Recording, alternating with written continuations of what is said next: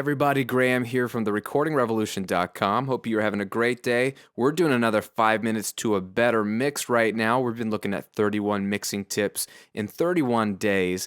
And today's tip is going to help you as you're working through your dense mix and you're getting a spot for every track and you're starting to second guess yourself in terms of, do you have the right volumes for your tracks? Is that one track sitting at the right volume? You're starting to question, right? It's either because there's a real reason you should question it, it's bugging your ear, something sounds a little too loud or too buried, or it could be that you have just been mixing for too long and you're starting to lose your mind. And that means you need to go get a sandwich or walk away or do something and come back and kind of freshen up your brain and your perspective. Here's one of these things that can quickly help you gain some perspective on volume, and it's a 4 dB volume check, right? All you have to do is pull your track in question up or down by 4 dB and see if it makes a difference. Now, this sounds really simple, so please don't discount this right now. I know it sounds like, check a different volume and see if it's better. But this is how it goes. It's really helpful because what we do is we get fixated on where a track is and we go, I don't know. Well, if you don't know, let's make it real objective and let's make a quick decision and then let's process that and see if that helped. What we've got here in this example, getting a percussion track to sit at the right volume. I've got a tambourine track here and I'm in the chorus. And I'm now zeroing in on the tambourine, so take a listen. I don't know if this is at the right volume or not.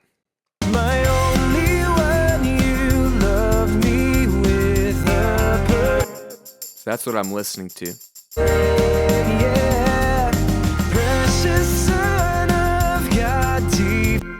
I mean, it sounds good to me, and it might sound good to you, but let's say I've been mixing this for 3 hours, and now I'm like, oh, is that tambourine too loud? Here's what you do. Pull up a volume fader for the tambourine track or the track in question and drop it down by 4 dB because in this case I'm thinking, is it too loud? Well, let's find out. Right now it's currently at minus 4.6. So let's pull this down to around minus 8.6. How about exactly minus 8.6?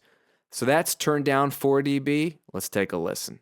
My only one, you love me with a perfect offering, yeah. Now all you have to do is ask yourself, do I miss the tambourine track? Did it disappear?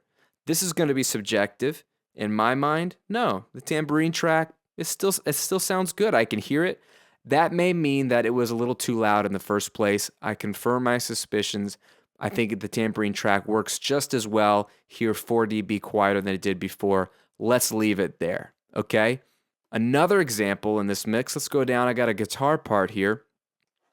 I have two guitars and they're playing the same part, one on the left, one on the right, but they're an octave or two apart. So in the left speaker, I have this guitar. And in the right speaker, I have this guitar. Okay, so same part.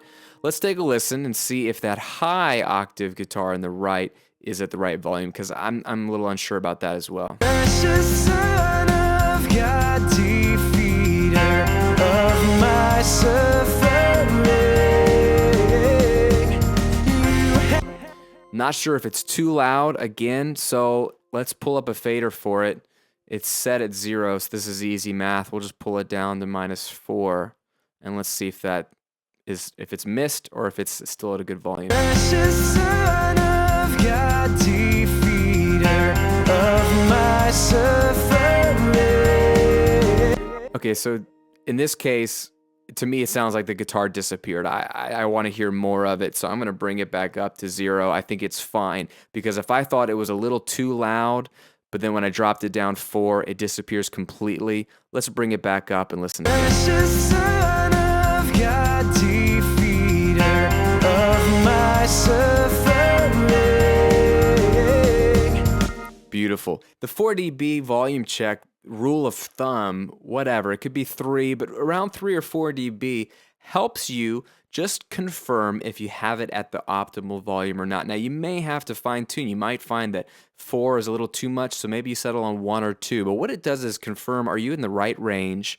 And then you can make a slight adjustment as needed, because you will start to lose your mind the more you mix. So little checks like this just confirm your previously already set volume earlier in the mix and keep you from making too many tweaks and changes on a wild goose chase for what eventually becomes just a muddled mess and not a better mix, okay? Keep it simple, take breaks, do the volume check. This is Graham here from therecordingrevolution.com. We'll see you on another video.